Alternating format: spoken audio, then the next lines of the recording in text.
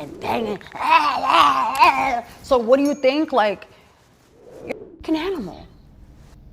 Okay, now Erica Mena just did an interview with Carlos King discussing her beef and her fight with Spice. She also went on to say that Safari was one of the biggest instigators between the two of them. She went on to describe all of his pillow talking and him expressing his emotions for Spice while she was hospitalized was one thing that triggered her, knowing that he couldn't be there for her in her time of need. She went on to get very emotional throughout her interview with Carlos King, stating that her and Spice are very similar when it comes to motherhood. She also went on to address her comments towards Spice, calling her a blue monkey, saying that she was acting like an animal that night and maybe she should have chose a better choice of words. Now I have another clip here of Erica Mena's interview with Carlos King. Now I want you guys to tell me down in the comment section, do you believe this apology is sincere, or do you believe she's clout chasing, like she did with DJ Envy and name dropping him the other day? Let me know down in the comments. Anyway, hit that like button. It helps out with me in the algorithm. Hit that subscribe button and hit that notification bell so you can stay on top of all our trending videos. There's a lot that happened inside that establishment that wasn't edited out. So when I flipped the table up, Spice got up and fell flat on her face because of all the food. Next thing you know, security, all of that stuff, mayhem comes, da-da-da. I get back on one of the couches and I start throwing shit at her. I wasn't done. So eventually they take me outside, okay? I'm outside at first, talking with producers. Why she keep coming for my son, da-da-da.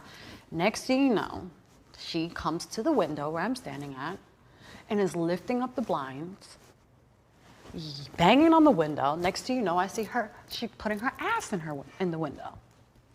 So between the banging and her putting her ass, right then and there, I'm like, oh, this bitch is taunting me. After what she just said, she's taunting me. And she's still yelling, yes, that's why your son answered, that's why your son. And the only reason why I heard that is because as this is going on, the door of the establishment, this is where she's standing, I'm standing here, and there's a door.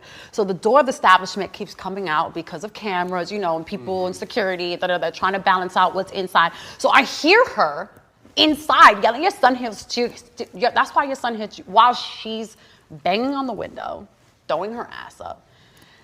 And honestly, it wasn't anything but her banging on the window and her putting her ass reminded me of that in that moment.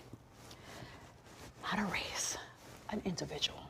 Her, the way she's bantering me from inside, putting her ass and banging. So what do you think? Like, you're an animal. Was it the wrong choice of animal? Yes. But in that moment, I felt completely violated by a woman that I really respected.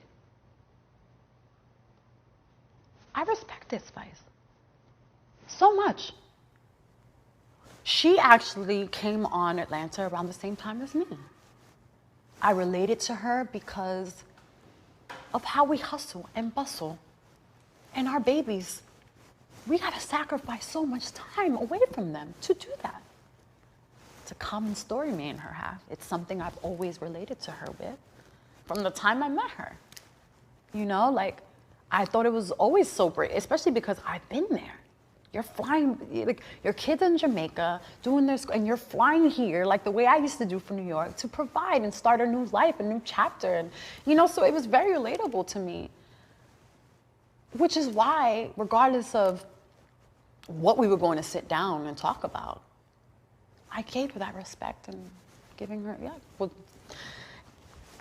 and I, like, respecting her.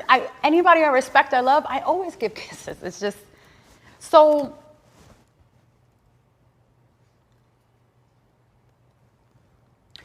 you know what's crazy, Carlos, is that when I first found out about Spice being in a hospital, I found out from really good friends of mine that live in Jamaica. And for a while, I'm like, when I first found out, I received the message, I'm like, what? What's going on? Now, obviously, no one knows that she's in DR or anything like that. So it was something I'm new to. I'm like, what? What's going on? Da, da, da. So I start calling Carly Red. She doesn't pick up. Next thing you know, I call Sierra and Bambi, and we're on 3 a.m. I'm like, yo, I just heard something's not good with Spice, blah, blah, blah, blah. But I say all that to say, in that moment when she mentioned my son, I was so thrown off. Because just months prior, when I found out about her and her situation, you know who was the first thing I thought about? Do you want to guess? Her kids?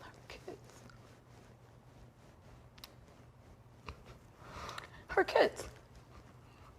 God forbid something happens to her kids. That's something I think about on my own. So it's just so to me. Here's this woman that's attacking me for the same things that we're so common about. At the same time, it's like,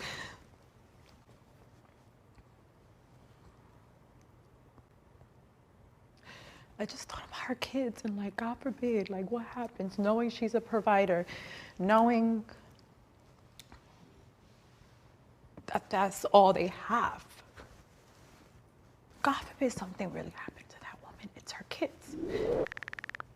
But I know the information, well, the person that made her feel comfortable enough to even speak on it, you know what I'm saying? Should have never made you feel that comfortable, especially coming from a man that you know is just as bad as your baby daddy. Probably worse. Spice doesn't have the healthiest relationship with her kid's father, just like I don't have mine. So you're taking information from somebody that you know has been dog walking me and now wants to change the narrative on something he created for himself. So, you know, she's calling him, telling him, oh, she's saying you're not paying child support and this, that, and the third. And, oh, well, that's why her son don't like her. So, da-da-da, whatever. And right then and there is when I realized, oh, you're using Safari's information or whatever. I instantly knew. But my whole point is, you're using information from a man that you know is no secret not to really be trusted and is manipulative and whatever. Just like your kid's father. So you're using this information to attack me, but here I am like in the same boat as you. We are so similar. The only difference is the obvious. But everything else, we're very much the same as far as mothering. And that's why, too, it pisses me off when she says she didn't come from my kid, she came from my parenting. Who the f are you to comfort either? Because I'm sure you're not nobody can say they're the perfect fucking mother. There's no way in the world. There's no handbook for being a mother for anyone to say that. But I just found that to be so ironic and full circle. Like, I thought about her kids in such a like crazy moment, and here I am trying to clarify, because that's all I wanted to do. I wanted to clarify this fabricated story that Safari told her and give my side to it. If you feel however you feel after you hear my side, so be it. At least I told you what it was. So if you need backstory, Safari had told Spice in voice messages. Now, this was done on camera, but wasn't aired. Sierra, Bambi were all in the scene at Carly Red's baby shower for her daughter. And Spice is playing voice notes of Safari telling her how when I told him about her and her situation that he started crying. And I was upset that he started crying and I started breaking things all over the house. I was upset, according to him. You know that shit ain't. First of all, Safari crying for someone other than himself? Show me. Show me Safari crying for someone other than himself if he's not on TV faking. Because we've seen him cry before, and that was. So I just wanted to clarify what the happened. And what really happened was simple. I told him what happened. He made a comment. I don't know what I would do. I don't know what I would do with myself if something happened to Spice. I said, well, damn, I was your wife and you didn't do a thing. You didn't even flinch.